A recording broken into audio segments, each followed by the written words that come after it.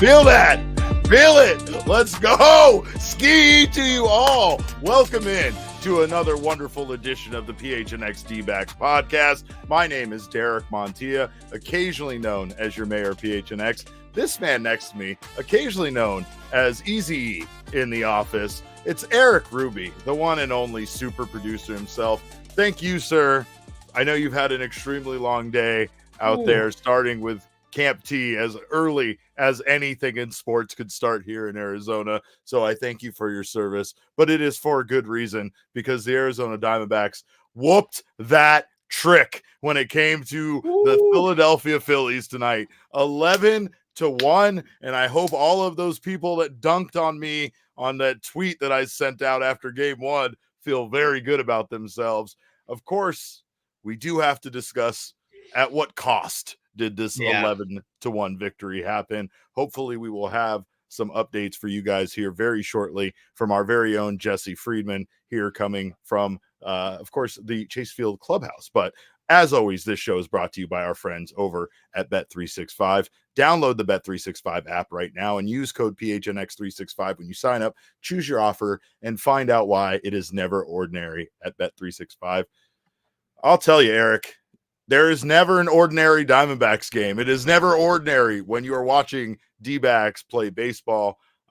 They busted out the whooping stick on the Phillies tonight, but again, at what cost? Both Ketel, Marte, and Zach Gallen exited this game with injuries, and of course, we can't have anything nice. Yeah, you know, it's always the classic, but what else? What else could happen? But let's just take a step back and let's just say, hopefully they're both fine. It's not long term. There's nothing coming out that says either of them are done for the season, right? So let's revel in this win a little bit. Because in fact, not to cut you off, and I definitely did not want to cut you off at screw the Phillies, but we did get an update from Jesse and the Diamondbacks that said that Ketel left due to a left ankle contusion, which does sound a lot better than a lot of the things it could have been, considering what happened to him. And yes, screw the Phillies, screw Garrett Stubbs and his slide into second base. I know that this probably wasn't an intentional injury situation. However, I don't know that, because with the way that he leaned that shoulder in extra in slow motion when you watch it, it's hard to wonder what the hell he was doing. Yes, momentum carries you, and of course we're gonna absolutely villainize any member of the Phillies anytime that we can, and this is no exception, because this is known Philly fanatic Garrett Stubbs, and if Damon was here, he would literally be screaming the F word so many times that Ruth would never watch this show ever again. But what were your thoughts? Let's talk about that, because that's kind of the big story. I mean, I'm conflicted, because I just hate Garrett Stubbs so much that I feel like this is a dirty slide. But at the end of the day, I just can't imagine that anybody would intentionally try to harm Ketel Marte. I don't know, man. I like giving people the benefit of the doubt, and sports happens so fast when you're in the moment, right? Like, you're a fan and you're watching and you watch a replay and you're like, oh, why didn't they shift over just a quarter inch that way and avoid this and avoid that? But this dude's got a track record. And when you watch the slide, it almost looks like he's like trying to kind of spear him a little bit. Yes. Right? Yes. Like, it's the extra shoulder like, move. It's like what you would try to, it's what you would try to do if you were like, I feel like, even though he was safe, it felt like it was trying to break up the play, trying to break up a double play, even though there was nobody on. It was just him hitting. But that it felt like that kind of thing, and maybe it's just an instinctual thing. But hopefully Ketel Marte is fine, because that would be an enormous loss. He got the offense going tonight with a first inning home run, another first inning home run. He seems to always do it in the first or always do it in the ninth inning, but he got it started with the number 30. You're absolutely right there. Yeah. And it's like this, I think he has 30 home runs on the season, and 18 of them have been in the first or the last inning. I believe they said that on the broadcast. And they also said the only inning he has not hit a homer in is the sixth inning. And they were saying, oh, well, we got to see him in the sixth tonight. And Garrett Stubbs said, actually, I don't want him to get to the sixth. Yeah. But you still can't stop the Marte parte. Even if you're going to take him out of the game, he's already going to put his impact on it. He's going to hit a home run. And to me, he's so clearly the MVP. You really, really hope that this is a very short stint, because unfortunately, when it comes to Arizona athletes, like, they're given no grace. Right. And so if Ketel misses like a couple weeks and people are like, oh, but Shohei Ohtani's playing the same for those couple weeks, and then Ketel comes back and does the same thing, I feel like they're going to use that against him. So if that happens, then we find Garrett Stubbs. That's the only option. That is the only option. Yeah. We have to find him. Okay. Yeah. And Damon is in the chat just absolutely screaming right now. Yeah, he absolutely is. But again, Red Mage says, why not hit him in the 9th once you've fallen back in the count? Honestly, like, the answer is Ketel or Torrey doesn't hit people. Torrey doesn't put out the hit. Like, that has to come from the pitcher, and then you have to deal with a manager who most likely is not going to be happy with you because he doesn't want to play the game of baseball that way. And that's how Torrey is. That's something that you could definitely criticize him about, but I also don't like that myself. I don't like the idea of intentionally hitting people unless it's Garrett Stubbs. And then honestly, hit him 4 times is what I'll tell you what. Yeah. If he does anything again, you can't let that go unchecked. You know, like, if you want to give him the benefit of the doubt, and a lot of people in the chat are saying Torrey doesn't do that, which is right. Torrey said he never hit a batter, proves his word, and he absolutely does, because yes, if there was ever a time to do that, you're up to 11-1. It's not going to harm you anyway, and just do it just for fun. Just do it for Ketel. But even Ketel probably doesn't want that, right? Well, you know what they did for Ketel? They went out and whooped that ass, man. Like, they went out and they beat him 11-1, right? Like, it was a close game when Ketel went out, and Jake went off, and Corbin hit a bomb. Yes. It was like the team, instead of hitting the pitcher, just decided, or hitting the batter, they decided to hit the ball. Yeah, they just said, we're just going to take out our frustration on the ball. You're going to take out our best player. We're going to smash your face in with the baseball is what they did. Big night for big Jake McCarthy. Of course, we do have to talk about Zach Gallen. We'll get back to Jake here momentarily and the offense. But Zach Gallen left the game in the 5th inning with what appeared to be cramping of some kind, or maybe some sort of groin injury. I'm sure we'll get some sort of update from Jesse here. We did not get an update on the broadcast as of the end of the game, so they were waiting to have the media meeting with Torrey. But I mean, it sucked because Gallen looked pretty good tonight. His curveball was working well for him, and he was going to it often. He went 4 1/3 innings pitched. He gave up 5 hits, one earned run, 2 walks, and 3 K. And I mean, it felt like everything was falling apart when Gallen left, because that was shortly after Ketel Marte exited the game with injury. And, you just felt like the walls were kind of caving in at that point. I think the Diamondbacks only had a 2-1 lead. And then Jake McCarthy in the following inning hits a home run himself. That's his first. This was Jake McCarthy's first multi-home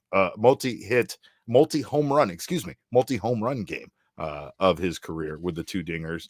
His second one was his longest of the season. It went 420 feet. That was in the 7th inning. And the 7th inning is where, like you said there, the Diamondbacks just took out their aggression with what was going on by scoring a whole lot of runs. You get a 2-run double from Josh Bell, a 2-run homer from Jake McCarthy, and then a 3-run Oppo Taco from Corbin Carroll.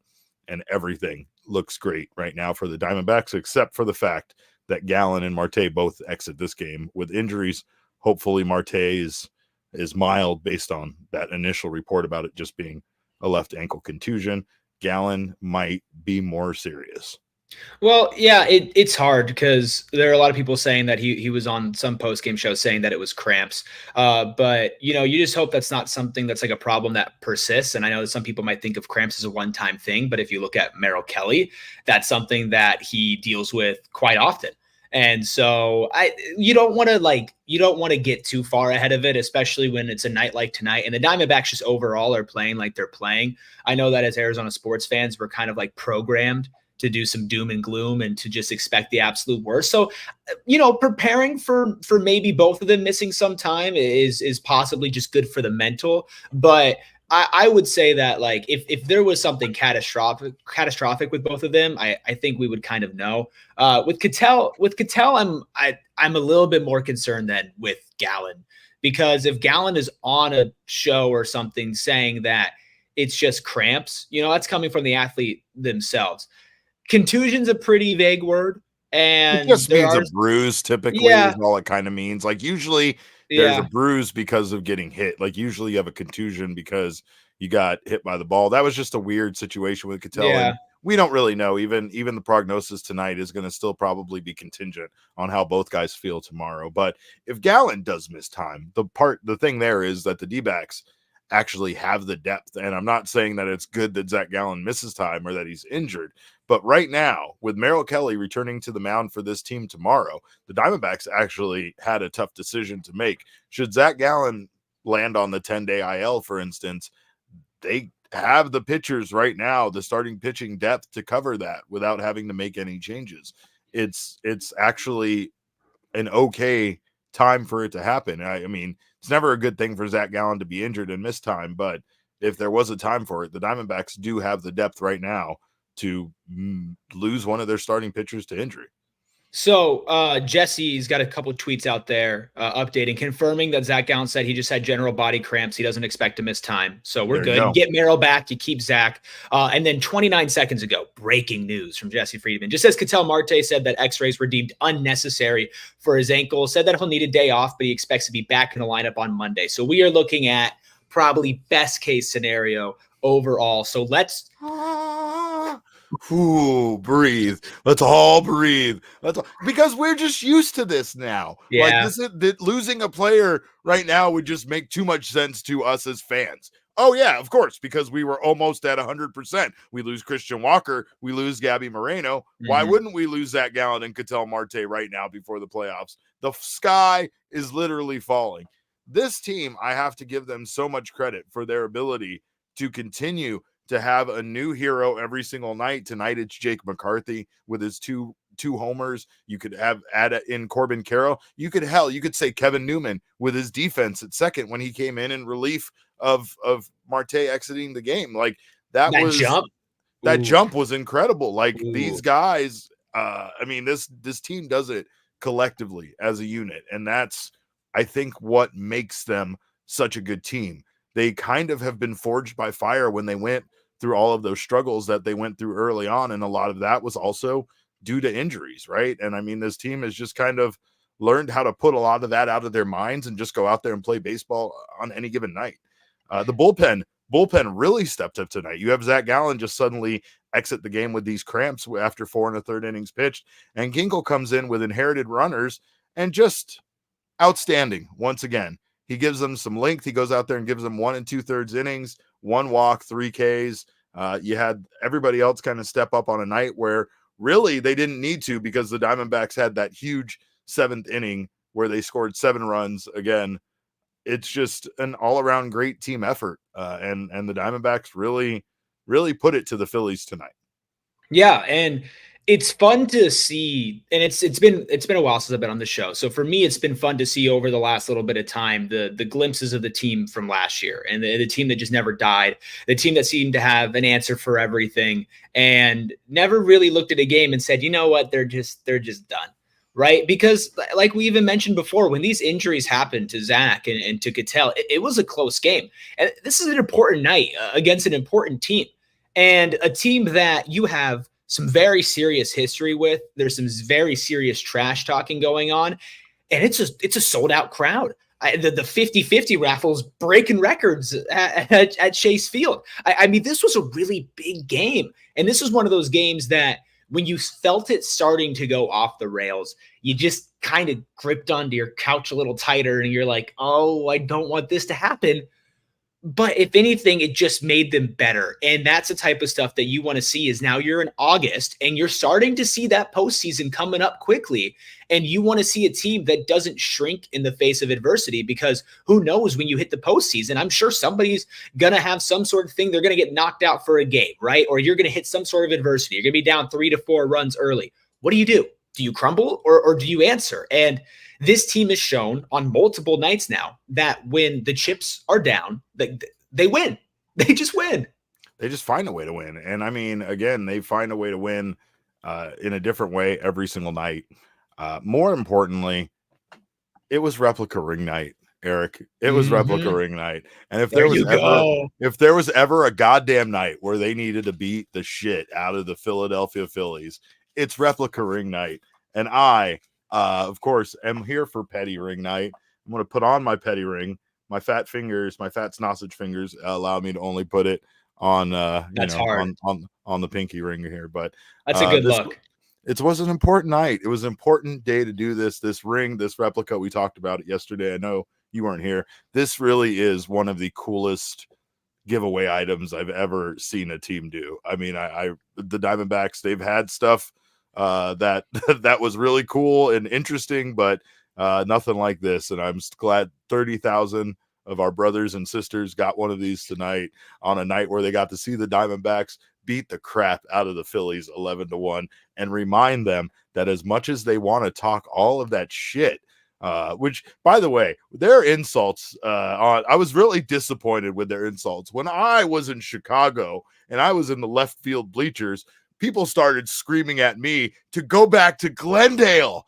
Those people did their research. These people are just like, cry more. Oh, cope. You guys cope. You fucking cope. Because the Diamondbacks are a goddamn wagon, and your team now is in firm control of the second worst record since the All-Star break. The Astros won tonight, so you are in sole possession of that, second only to the Chicago White Sox since the All-Star break. And you can talk all the shit you want about your record, but we're coming for you, and you don't want none of this in the playoffs because this team is ready. This team is a fucking wagon. And we'll see what happens. We'll see what happens in the playoffs. But I still want the PHLY guys to fulfill their bet that they welched on, where they were supposed to wear our shirts on their show after we beat them in the NLCS, and that never happened. So if we want to talk about seems like a good time to remind them. Seems like about now is a good time to go in the mentions. Like a good time to do that, perhaps. But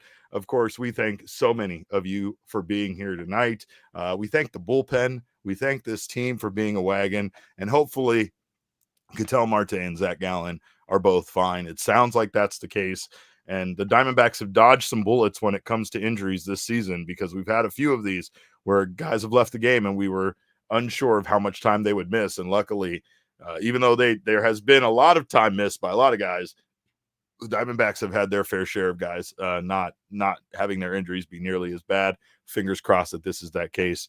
Of course, again, we thank so many of you guys for being here tonight in the PHNX Sports YouTube channel. If you haven't subscribed to the channel yet, do so now. Sign up for notifications. That way you don't miss whenever our shows go live. Of course, drop a like, hit that like button, HTL, like the show, LTS. I don't know, whatever other three word adjective or acronyms we can do here, but just hit that like button for my own personal self-esteem, and so that Erik thinks that I'm doing a good job.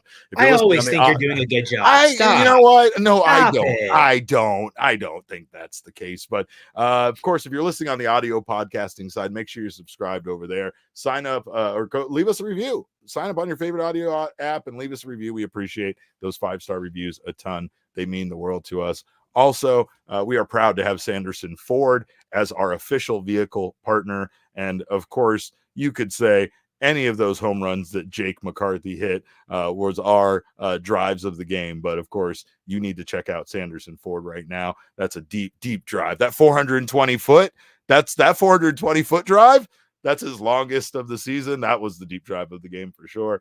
And of course, you can take a deep drive over at Sanderson Ford. We're all taking out some of their wonderful vehicles for a test drive because we are very excited to possibly get ourselves some vehicles as well with the wonderful deals that Sanderson Ford has going on. But you have to check out the dealership.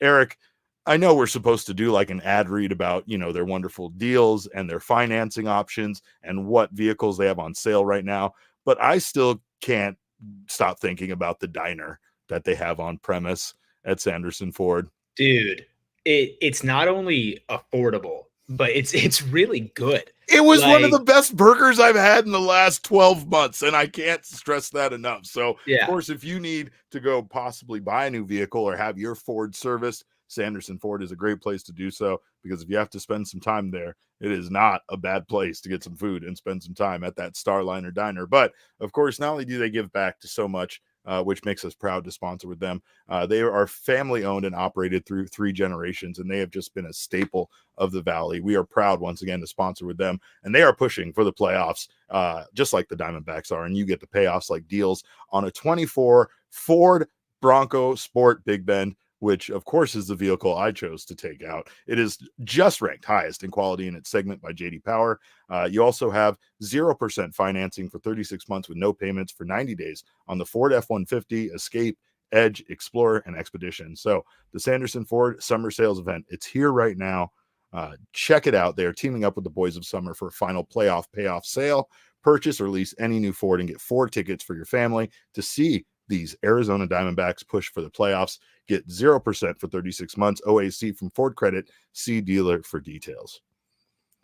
And also, Boys Weekend, Gila River Resorts and Casinos. What do you say, Erik? Damon always leaves me out, so now I have to play my own. I'm down. Right? I'm sorry that he leaves you out. I'm really sorry about that. Okay. Am I not cool. a fun? Does it not look like I would be an enjoyable person to spend a staycation with at Gila River Resorts and Casinos? Because I just want pina coladas. I just want to hang out by the pool. It's still very hot outside. That's pretty much what I want to do. But of course, they have an unprecedented level of entertainment with their huge gaming floor that you won't find anywhere else in the desert. Their state-of-the-art gaming floor has it all with over 800 slot machines, 15 blackjack tables, live table games, and of course, Arizona's largest casino sportsbook. So do not miss out on everything Gila River Resorts and Casinos has to offer. Why go to Vegas? Just take a staycation. Forget traveling for it depends on how fast you drive, but 3.5 to 5 hours to get to Las Vegas, and stay right here in town and check out Gila River Resorts and Casinos. Of course, we will be hosting events there all year long, including Cardinals and Suns watch parties and more. So stay tuned for info on how to come hang with us. Of course, we always love to hang with you guys. You do you at Gila River Resorts and Casinos. Visit playathila.com for more details. All right, well, let's take a look at the count from this game presented by Desert Financial Credit Union, because this one's fun. This one's a lot of fun. Of course, the Diamondbacks whooped that trick 11-1. They out-hit the Phillies 15-5. Phillies were 0 for 8 with runners in scoring position. Outstanding job by the Diamondbacks to hold the Phillies there anytime they had opportunities. Diamondbacks, meanwhile, were 5 for 11 with runners in scoring position for a .455 batting average. So they took care of business there tonight. 7 extra base hits for the Diamondbacks to the Phillies, 2. And again, no home runs for the Phillies. Those 2 were doubles. You also had the hard hit percentage, the most useless stat that is known to man. 42.9% hard hit percentage for the Diamondbacks to 34.6% for the Phillies. Sometimes you don't need to hit the ball hard to score a lot of runs. And the Diamondbacks, I guess, did both of those things tonight. Diamondbacks have been impressive, man. I mean, when you really take a look at what this team has done, 40-21 record since June 1st. They are 14-3 in their last 17 games. And they have been doing it right now with the home runs, which is incredible, because we talked about Mike Hazen, we talked about Torey Lovullo. Both of these men have openly lied to us by saying this team wasn't going to win games by hitting a lot of home runs.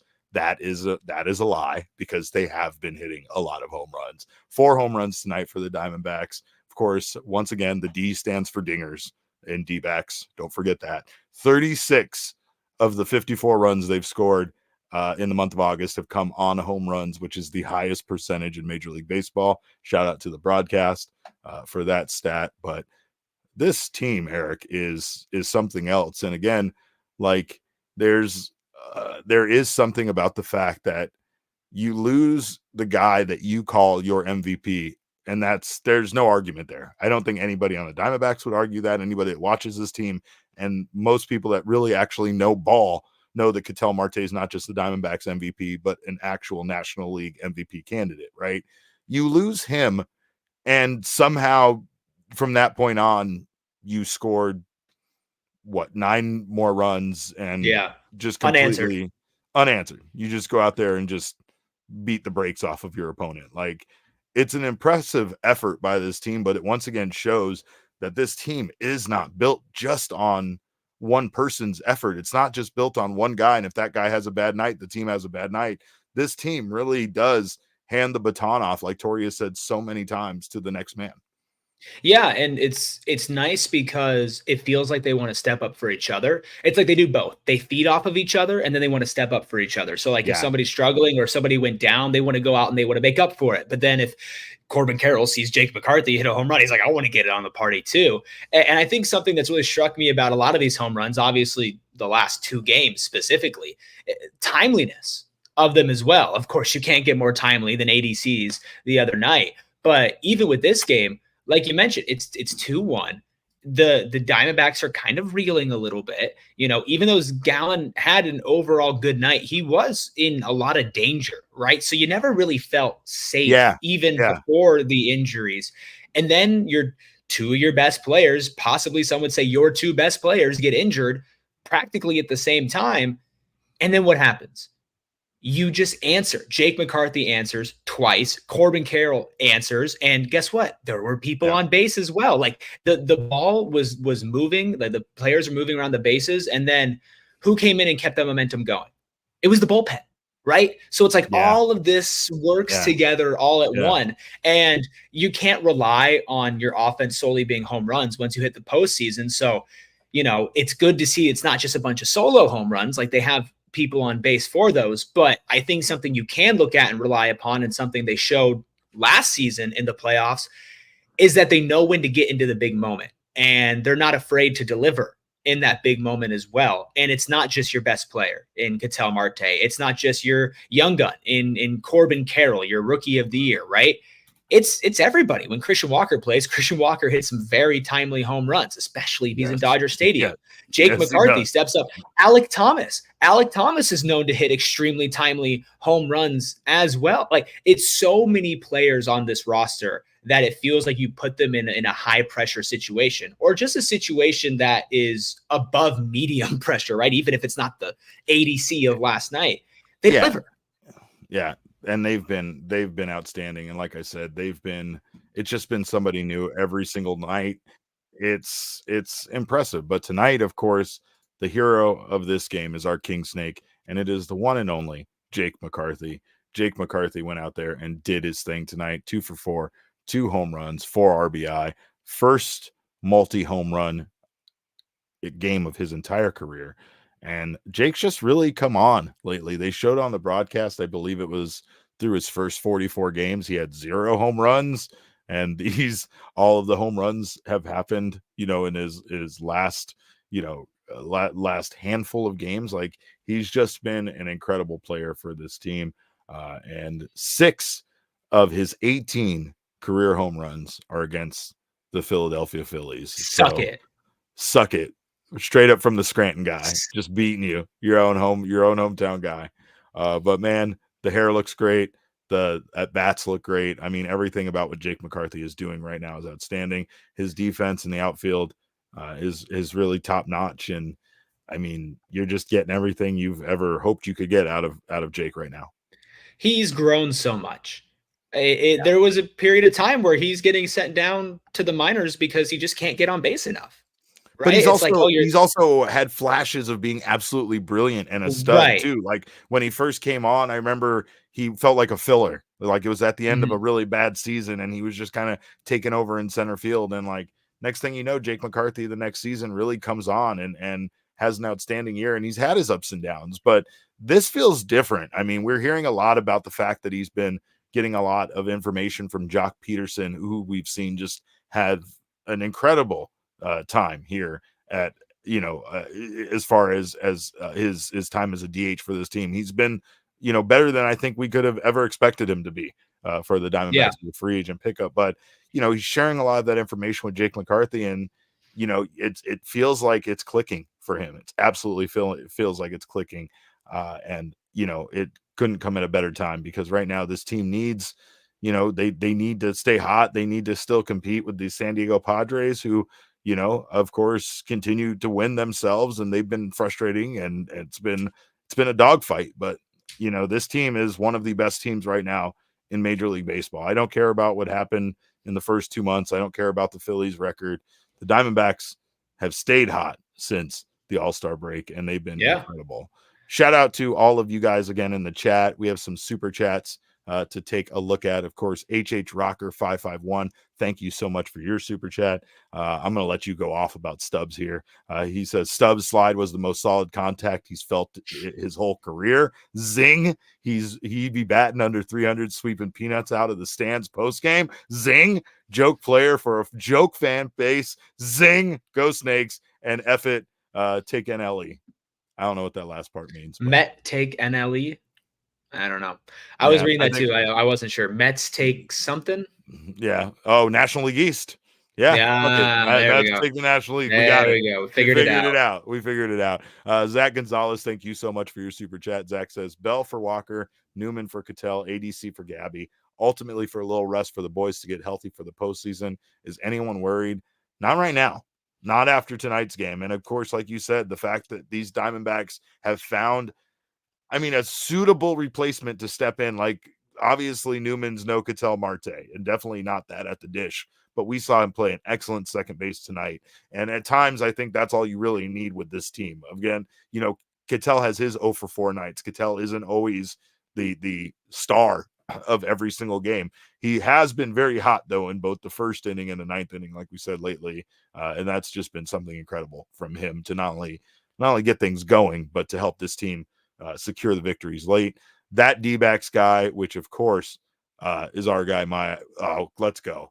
He says this one ranks up there with my wedding, birth of my children in Game 7 of the NLCS. That is Mike Dreckman, ladies and gentlemen, who I think he had himself a special little day out there. I saw pictures of Mike Dreckman holding the National League Championship trophy and hanging out with Torey. Was presented his ring by Torey Lovullo himself. I don't know. I don't have that kind of pull. That's a great day. Yeah, that's a pretty good day at the ballpark. It's a pretty good day out the ballpark. Of course, our guy, the bread man, Mark Solera, says, I flipped off every Philly fan I saw. Are you proud of me? God damn it. I love you so much. Yes, let's go. Let's go. Look at those explosions in the background. Am I proud of you? He just yeeted out of the top of his head, Mark. Look at that. Mark, I'm so proud of you. That's exactly what you should be doing. I don't have any fireworks to come out. But I don't know. Mark, I'm just special. That's frustrating. I'm frustrated, but great job. Great job, Mark. I'm very, very proud of you, of course. Very proud of Jake McCarthy. Just proud of this team. Damn fine night for the Arizona Diamondbacks. And of course, I'm thirsty now. I do have this beer that I got, which is, of course, a wonderful Four Peaks from our friends at Four Peaks and Bad Birdie. But I need some more. I could usually really use a Froster from Circle K, which, of course, is America's thirst stop. You get yourself one, any size for 79 cents. Of course, the temptation there is to always grab the biggest cup, right? But is that necessarily what you need? Do you need all of that, Froster? Do you need all of that Polar Pop that's 64 ounces? I say yes. But of course, if you want to be more reasonable, you can take a smaller size. It doesn't matter what cup you pick. They're all 79 cents. Of course, if you join their inner circle for free right now by downloading the Circle K app, you'll get all sorts of other deals. Terms and conditions apply at participating locations. Visit CircleK.com for details. But of course, if you do, you'll save 25 cents off per gallon on your first 5 Phillips when you hit up that Circle K for gas. And of course, we all can use to save some money on gas right now. So make sure to join the inner circle for free and make sure to stop by America's Thirst Stop right now. Also, I have nothing to throw shade about. I want to go individually throw shade at each and every Phillies fan that needed to attack us for pointing out that the Phillies, which, in hindsight, I really was just picking fights with people. But, of course, I don't need to pick any fights tonight because the future is bright, and it's bright for the Arizona Diamondbacks. I don't know if it's bright for the Phillies, but plan accordingly if you're an Arizona Diamondbacks fan with a good pair of sunglasses. Of course, I could say that you need them for summer, but if you live here in Arizona, you know that the sun doesn't just come for you during the summer. It comes year-round for you, and you have to make sure that you have yourself a quality pair of sunglasses, polarized shades with crystal clear optics, and of course, Shady Rays has you covered on that. Hundreds of styles to choose from, so you find some that are perfect for your face. Of course, if you order them online and you don't love them, you can exchange them for a new pair, or you can get your money back within 30 days, risk-free. Shady Rays want you to know there's no risk at all when you shop with them. Their team always has your back with personal and fast support. And of course, also, if you lose or break your Shady Rays, even on day one, they told us that they will send you out a brand new pair. No questions asked, of course. Like I said, don't tell Jesse because he will ask you lots and lots of questions about it. So make sure to just keep that to yourself. And Shady Rays, again, they won't do that to you. But exclusively for our listeners, Shady Rays is giving out their best deal of the season. Head to shadyrays.com and use code PHNX for 35% off polarized sunglasses. Try for yourself the shades rated 5 stars by over 300,000 people. Well, of course, we will have updates here. But again, so far, Erik, all of our worries, all of our concerns are looking a little bit better because it would appear that both Ketel Marte and Zach Gallen are going to be okay. Yeah, and that's the only thing that could have ruined tonight, right? The 11-1 win would even kind of sting back a little bit if that stub slide took out our MVP, or if for some reason Gallen's cramps were just worse and some sort of strain or something like that. But I forget who it was, but one of the super chats where it was like, hey, maybe some like much needed rest. The Diamondbacks have been so injured this year from all over the map, and including right now, to be fair. And that has required a lot of different people to step up.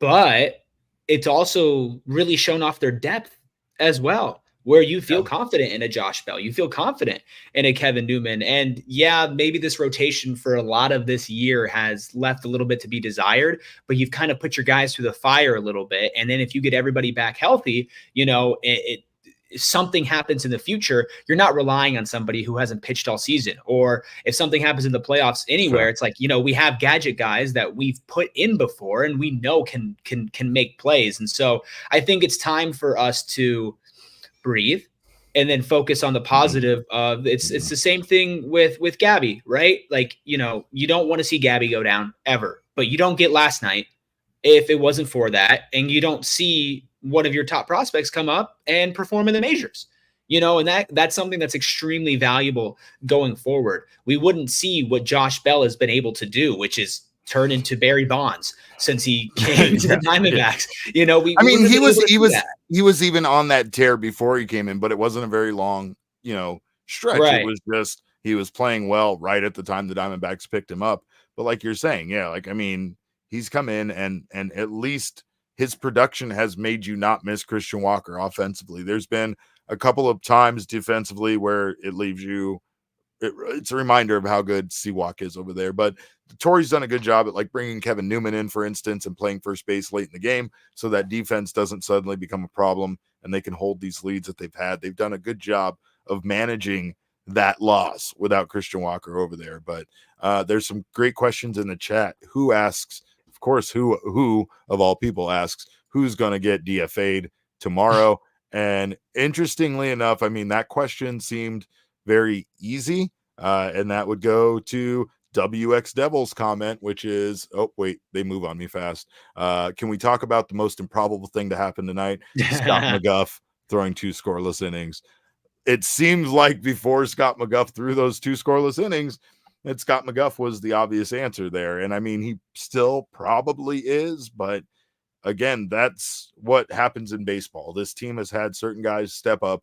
Of course, this isn't a big enough sample size, so I'm sure it will be Scott McGough that gets sent down when Merrill Kelly comes back tomorrow. Or it could be an injury move, depending on if either of these injuries require some time off, and to be actually moved to the IL. I'm doubtful of that, but again, I don't know. The Diamondbacks have had guys like inconsistency is part of the problem.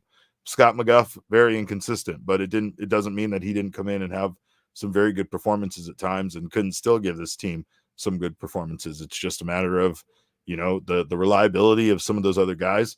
Right now, the bullpen tonight was great, but so far, even with the new additions at the trade deadline, this team's bullpen is still far from consistent, still far from the weapon it was as they went down the stretch last year.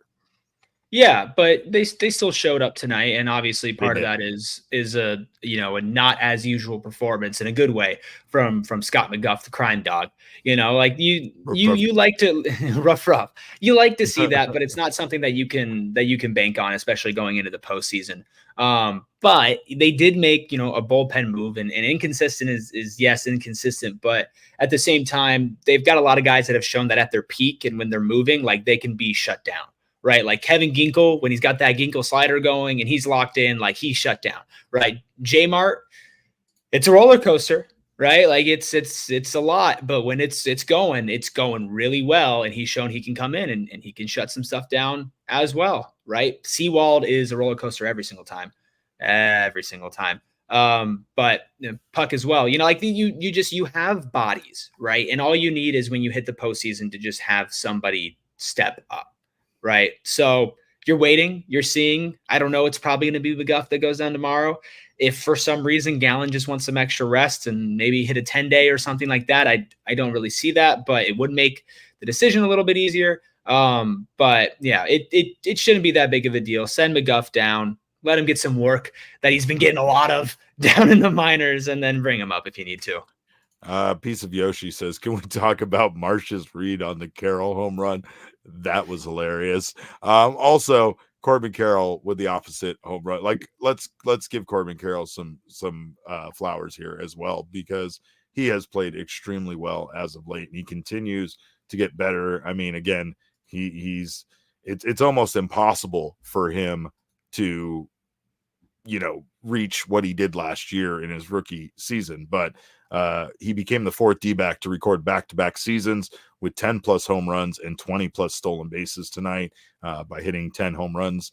And again, he has a good chance to still possibly reach like maybe 20 home runs and 30 stolen bases by the end of the year, with the fact that so many of his dingers have come as of late. And should he do that, it would be hard to consider this a failure of a season. It was definitely a slow start, as was the entire team's start. But the Diamondbacks right now have the best record since the All-Star break. And meanwhile, like I said earlier, and I will continue to reiterate as many times as I can logistically fit in on this broadcast, the Phillies have the second worst record, only second to the Chicago White Sox since the All-Star break. So you can say what you will.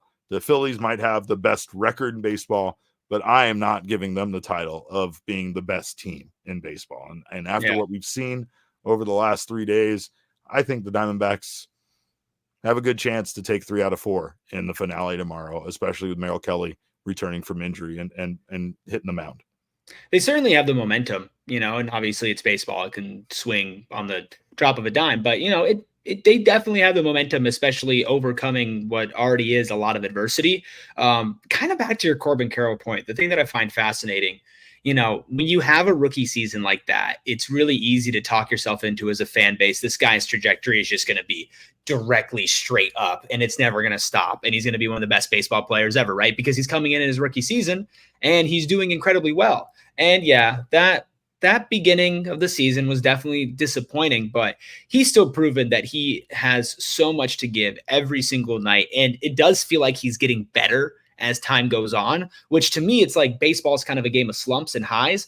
Get your slump out of the way early, right? Like get that sophomore slump done. And now you're building your way back up. And I think you're going to look back on this season, and it probably won't be one of his best, but it will not be a, what the hell happened to Corbin Carroll, right? Because that's what we were thinking, a couple months ago. But now that was fair.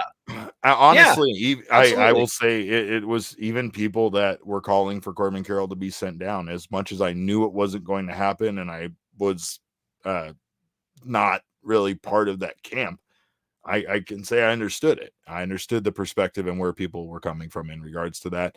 Now what we're seeing is, again, I mean, a guy that still isn't at his best. He still has a fairly flat swing, and he's still getting the job done with his absolute power lately. I mean, he's been ripping the ball. Even outs are hard hit. So I'm not concerned about Corbin Carroll. I think things are going to come back for him. I think it's baseball. And when you make adjustments and you make changes to your swing and things like he did, it just takes time for it to all click. And we're seeing that lately, but we're also seeing that very much with Jake McCarthy. Everything is clicking for Jake, and he is a guy that, kind of was on the outside looking in a bit when it came to the starting lineup, getting that playing time. There was even discussions about trading Jake McCarthy potentially at the deadline, which I don't think was out of the question either.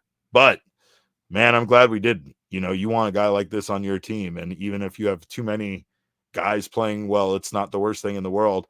Injuries happen, though. Things happen, and you just want to make sure that, of course, when someone like Alek Thomas isn't playing well and Jake McCarthy is, you're rewarding that by giving him more playing time like Torrey currently is doing with Jake. And they're also young as well. And I think that's something that sometimes you forget when people have those high of highs, is that these are guys that are still figuring it out in their career, even the types of Corbin Carrolls, right? And I like Zach Zent's point that there's a lot to learn by playing through adversity. And seeing a slump, getting through it, and getting on the other side of it, playing well, is really good for the mental of a baseball player. Yeah. So hopefully that continues. Yeah. I mean, I said it a few times when, the Diamondbacks started having things click for them in July. But, other teams, they're going through their adversity now. They're losing key players now. They've lost, as they're coming into the stretch. Luckily for the Diamondbacks, the really tough adversity that they had to face, losing several position players in Perdomo and Thomas, and then several key starting pitchers, was all earlier on, and they're getting a chance to kind of get everybody together and hopefully get this team as close to being 100% as possible. We know that probably isn't even going to happen before the end of the season with some of the news that we're getting on Gabby Moreno. Hopefully, the guys they have there backing him up, Jose Herrera, ADC, can provide, that same kind of contribution, while Gabby's absent. But of course, we do have some more updates from Chase Field, and the man to bring us those updates is the one and only Jesse Friedman, Thunderstick himself, my vice mayor. Jesse, what is happening over there? This was quite the excessive offensive output, and I'm here for it. I'm very here for it. It was a really impressive win. I mean, anytime you beat a team 11-1, I guess no duh. That's a pretty impressive win. But to bounce back in the way that the Diamondbacks did, right? You lose Ketel Marte. I'm sure you guys have probably discussed the Garrett Stubbs slide at length at this point. But you lose Ketel Marte to injury in the moment. It certainly did not look good. He comes off, and then the very next inning, you're talking about your ace starter, Zach Gallen, walking off the mound as well. Also in a pretty tight moment in the game, there's a runner at third with one out. Kevin Ginkel has to come in a pretty tough spot on obviously very short notice. And, Ginkel was able to get out of that situation. He was able to escape that inning unscathed. And then the Diamondbacks just completely dominated the rest of the game after losing two of their best players to injury. To me, it's just kind of a microcosm of the season that this team has had. Not that they've won every game they've played by 10 runs necessarily, but just their ability to overcome that kind of adversity and respond well to, okay, we're not going to have so-and-so at this point. How can we try to make up for that in other ways? How can other guys step up when it really counts? And the Diamondbacks did that in a pretty big way in this game, Derek, with a 10-run victory over the Philadelphia Phillies. Jake McCarthy, man, he had himself a night, his first career 2-run, multi-home run game of his career. I can't seem to get that right all night long. I have stumbled with that. But yes, it's his first multi-home run game of his career. And I mean, it's just another case of the Diamondbacks having somebody up. And I don't even want to diminish what Jake has been doing lately, because I feel like saying oh, Jake stepped up tonight. Jake has been stepping up the entire time he's been given opportunities, but tonight was his turn to be the hero, be the king snake. And it feels honestly like every single night we're just discussing a different guy being him for this team. Absolutely. Yeah, it really has been.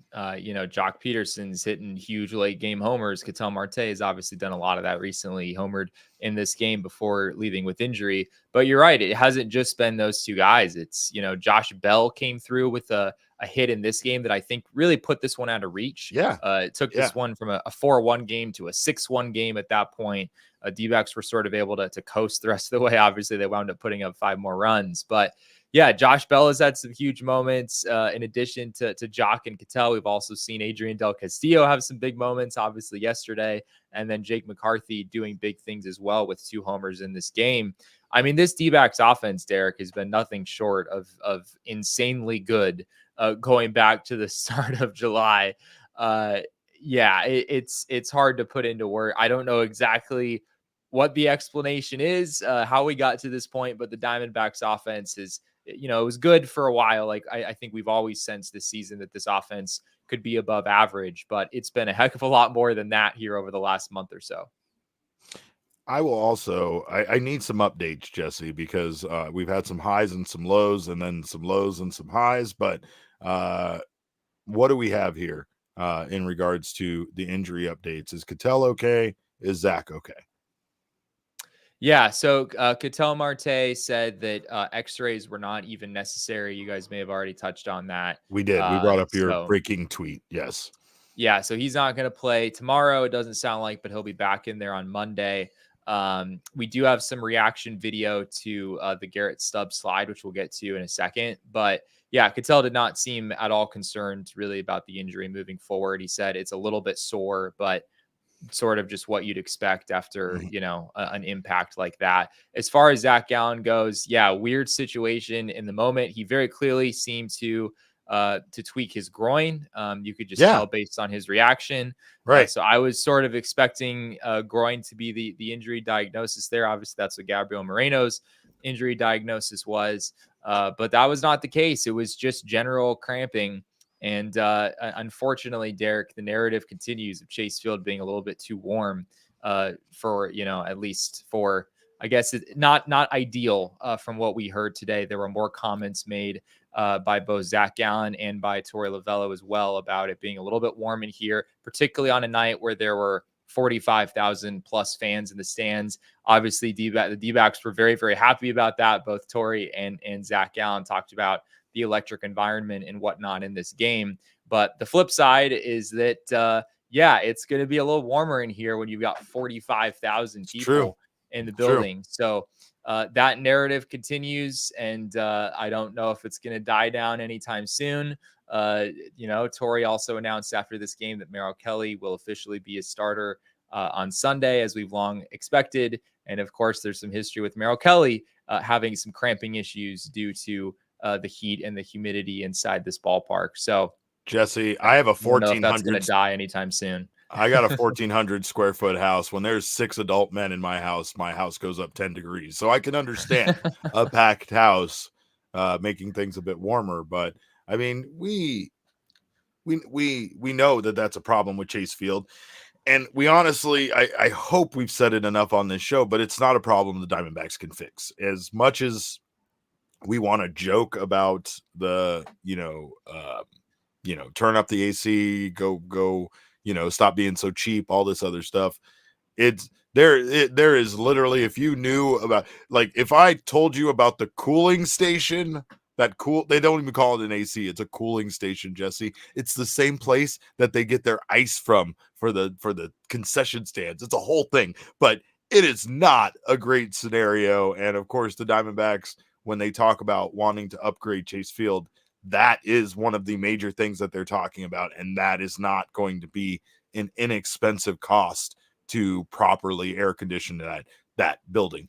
I know it's possible though, because we were at Globe Life Field and it's the same damn giant metal box out in the sun. And that place was delightful as far as air conditioning. Probably the only thing I really liked about it other than the barbecue spot over there in left field. But Jesse, I do want to talk more about Garrett Stubbs being a grimy human being. Now, I know you can't say anything like that, but luckily I'm allowed to somehow, some way.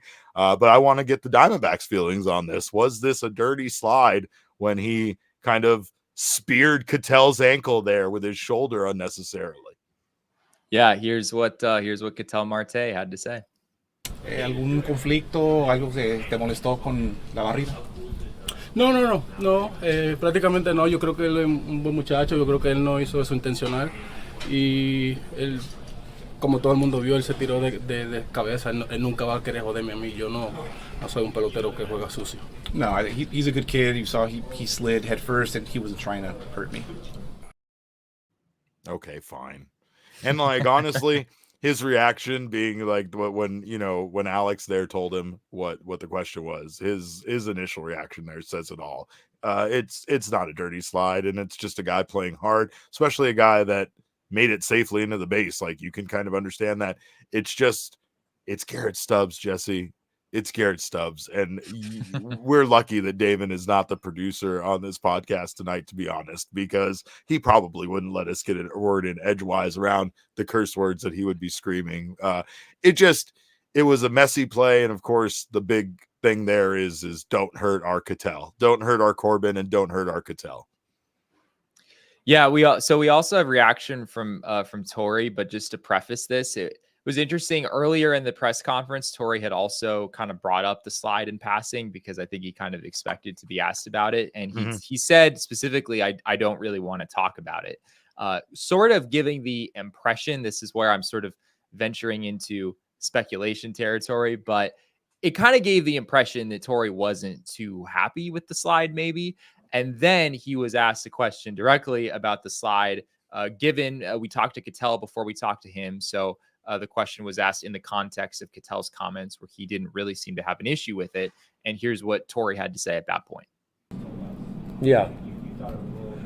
No, I felt like you guys might take that journey in that direction. He's a hustling type of player. He's a backup catcher. He's doing all he can once he gets on the field to create some energy. So it was a slide where he carried over the bag, and it was what it was. So I had no problem with it. Yeah. And I mean, of course, they're not going to come out and say that about Garrett Stubbs. And I'm sure they don't sincerely feel like he was doing anything intentional or anything dirty. It's maybe just... I don't know. I don't know, Derek. I guess that's my takeaway here. Ketel pretty clearly did not have an issue with it, but based on what I heard today, I don't think it's necessarily a sure thing that like 26 out of 26 players in that clubhouse have no issue with what Garrett Stubbs did. Yeah. I'm not sure that's necessarily the case. Garrett Stubbs has a little bit of history in this regard. I haven't looked too deeply into it, but I believe there was a slide of his in the London series. Maybe you guys have already touched on this. Yes. In a game against the Mets. So there's maybe something there, but yeah, at least in terms of what they said publicly, neither Ketel nor Torey really had any criticism of it at all. And of course it makes sense, right? Because the last thing you want to do is, after an 11-1 victory where Ketel ultimately wasn't badly injured and will probably be fine and not miss more than a game, is make a big story out of, accusing a player of being dirty, and then that's a good point. Like, would it be worth it at that point? Point? Like, what's the point of it? Right. And I mean, I will say that you and I have both had conversations with Torey, or been present for conversations with Torey off the record, and have found that his opinion at times can be very different from the way he answered questions at a press conference, right? And I think that's always the case with pretty much everything, and probably player in all of baseball. Well, I mean, I kind of laughed when we were in Chicago doing a press conference with Craig Counsell, because the press conference was like kind of clunky, and it was like awkward, and they were asking a lot of questions about the offense not really getting going, and it was like the same question being asked over and over, and Craig Counsell was doing his best to be professional and answer them, but he didn't really have a lot to say, and the answer really wasn't changing no matter how they wanted to phrase the question. And then once all the recorders went off, he just started laughing and joking with them right there about, like, well, I couldn't say this because I'm like, wow, Torey doesn't even do that. He holds it in a little bit longer and waits till he walks out of the room at least. But this was fascinating to me. And of course, yeah, I'm sure his actual opinion on it is much different than the public statement that he's going to give, right? Torey loves his players, and I imagine that he is going to immediately get very defensive about anybody coming in and trying to hurt someone like Ketel Marte, who, like I said, is, Ketel's one of the nicest, most enjoyable baseball players in Major League Baseball. Like, he's just such a pleasure to watch. He seems to enjoy playing the game so much. Like, there's nothing about Ketel that would make him the guy you would target intentionally to try to, pull a dirty slide on, except for the fact that he's so good, and you still have a game to win here. And they did it at a time where this game was still very close, and you still have another game tomorrow. So I don't know. After some of the comments I got after game one of this thing, I don't know how I feel about people telling the truth about people from Philly, but I will say that this was, of course, a big game for the Diamondbacks to kind of lose Zach Gallen potentially to injury and not know the severity of it, to lose Ketel Marte, and to still just go out there and do what they did against this Phillies team. This isn't a team that's playing great baseball right now in this span of time, but this is still one of, if not the best team in baseball. Yeah, it absolutely is. And the Diamondbacks really wound up taking it to him tonight. Yeah, I mean, 11-1, it doesn't get a whole lot more emphatic than that. And in a game that seemed to be a really good pitching matchup on paper for both teams, right? Zach Gallen against Aaron Nola. I mean, that's the D-backs number one, I guess, against the Phillies number two. So D-backs had a really good approach, I thought, against Nola in this game, and it certainly paid dividends for them. Going back to the heat humidity narrative, we do have video of Zach Gallen talking about just sort of what it's like out there on a day like this where there's so many people in the building. Here's what he had to say. Oh, no, we don't. Jesse, I said I wasn't grabbing that one because you guys talked about it. Jesse, me and you got to get on a better chemistry page right now. I can grab it for you if you want. Give me a minute. I can do it for you. Yeah, I would appreciate that, Erik. Sorry, that's my bad. This is what happens when we're like trying to communicate in other forms, like while we're actively while we're doing the show. Don't pull the curtain back too much, but we do have more from the man of the hour, Jake McCarthy himself, on if there's anything to his recent power surge. And I mean, obviously we know he didn't have a lot of home runs early this season, but he's been hitting a lot of them lately. No. I mean, I'm not really going up there trying to hit homers. I'm just trying to swing at the right pitches and put a good swing on them. So, I'd like to keep doing this, but it's not like there's this major change that's caused this. So there's not like a count situation where you're thinking, I'm going to try to drive this one here? I mean, I think, whenever you're in a plus count, you want to take a full swing. But I think at times you get into those counts and you try to do too much. And I think that means you can chase or get out of your mechanics or, just try to get too big. So I think there's a happy medium there somewhere. No extra work in the weight room or anything? No. I'm probably losing weight at this point in the season. So who knows? Not putting on the bulk. I get it. It's summertime. We trim up during this time, but man, I mean, you just can't say enough about Jake McCarthy. And of course the power is amazing, but he has been doing it, steadily as far as providing offensive contributions, going out there, kind of, being a little bit like Perdomo, right? Where he's, going out there and finding a way to get on base some way or finding a way to get the offense started. Torrey moved him up to the 2-hole, and that seemed to be pretty beneficial for him and the team, and everything's just going Jake's way lately. Yeah, I mean, Jake has 6 homers on the season, and 3 of them have come in the last 3 days. So, he obviously, as you heard there, like he doesn't have a super direct explanation for the power surge that he's had in these last few days, but.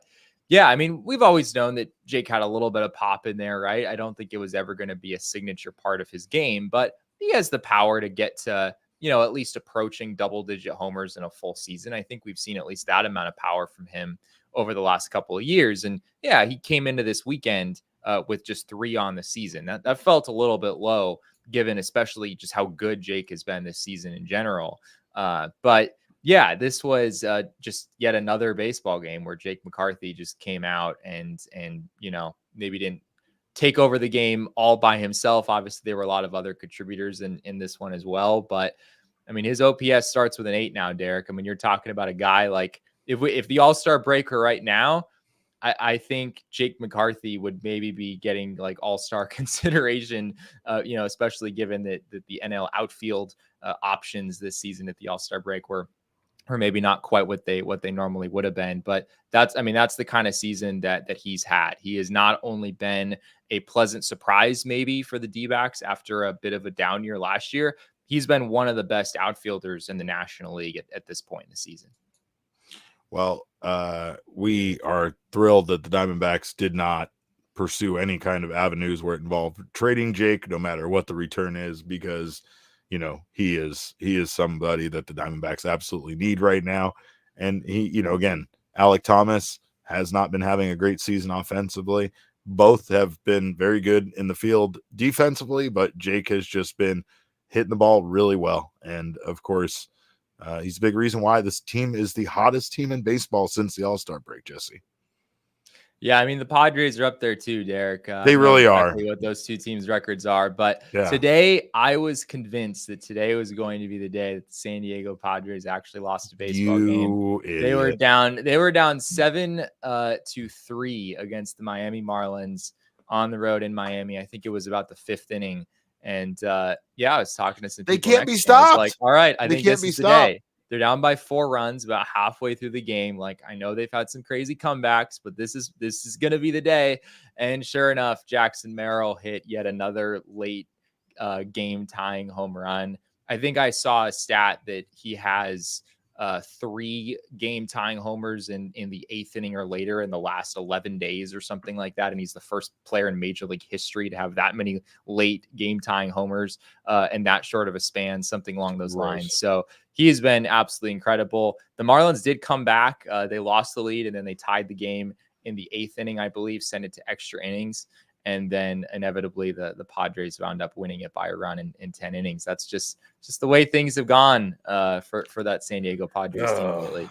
Well, the way things have gone for this team, Jesse, is that it's too goddamn hot in Chase Field. That's really what it comes down to. Gallen, of course, left tonight's game with cramping, and we now do have the video of Gallen discussing the heat at Chase Field. Humid, Shelby. Yeah, I mean, I think it's middle of August. You guys know how it is here. It's hot as could be out. I don't know. Maybe we had a good turnout tonight, so maybe it was extra people in the building, so a little less cool air to go around, maybe. So yeah, I mean, it is what it is. I think it's we could use it as an advantage, really, for us. Just teams come in here that aren't used to playing in that type of environment. We might have a leg up. Just obviously we can keep the health part in check. So yeah, I'm not too worried about it. I like that, Jesse. I like that. See, Zach Gallen's so smart. He's such a gamer. He's like everybody else. Merrill, it's too hot. I hate it. Montgomery, it's too hot. It's too humid. I don't like it. St. Louis is not as humid as this. Zach, he's like conditioning. We're used to it. They're not. Let's see which starting pitcher actually lasts longer. In tonight's case, it actually wasn't Zach Gallen, but he did. I do appreciate his gamesmanship. Yeah, I see where you're coming from where you're coming from on that for sure. But I will also say that the history in regard to these comments is very one-sided, at least as far as I'm aware, where the Diamondbacks have had some issues with this. Obviously, Merrill Kelly leaving a couple of games early last season due to cramping issues that he was talking about, the heat inside the building, and then Gallen today. Jordan Montgomery didn't leave his start yesterday early as a result of the heat and humidity in the ballpark, but he did mention it as a factor, making him feel maybe a little bit more fatigued as the game went on. So honestly, Derek, I was a little hearing that comment. I was a little skeptical. Like, I don't know if that's really how this has played out so far. It seems like a disadvantage for the D-backs and other teams. Yeah.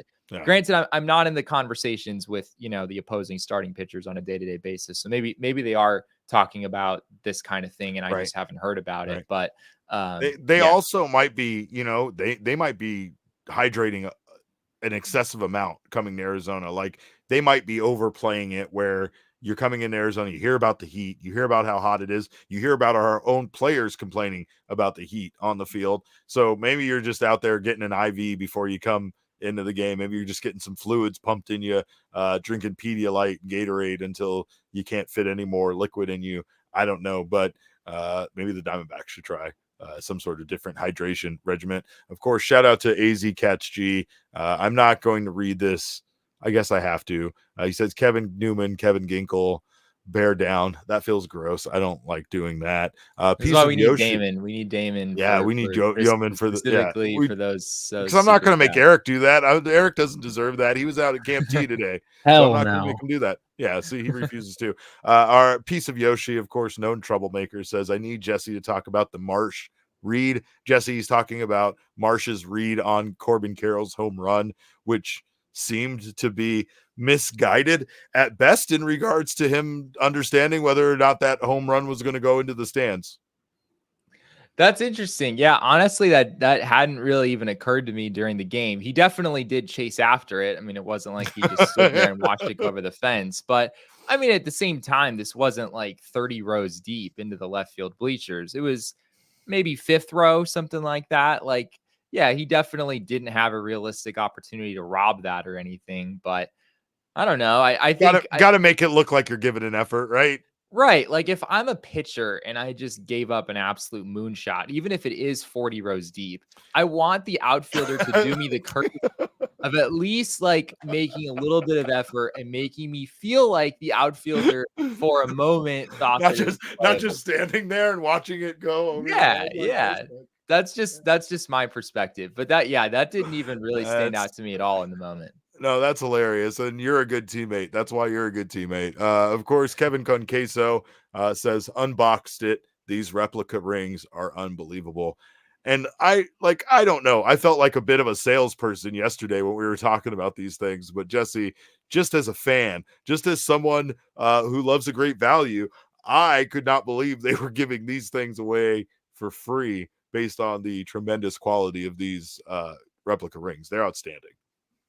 Yeah, and the lines insane, that, Derek. They were I didn't go out there myself, but I saw some pictures floating around, and it was pretty wild. There were also, I mean, there were just a ton of people in this building by, I think it was 4:38. So that would have been a little bit over half an hour before the game started. I look around and there's probably 30,000 people in the building maybe already. So people definitely got here early, and by all indications, it looks like they needed to. I feel very badly for the people who showed up.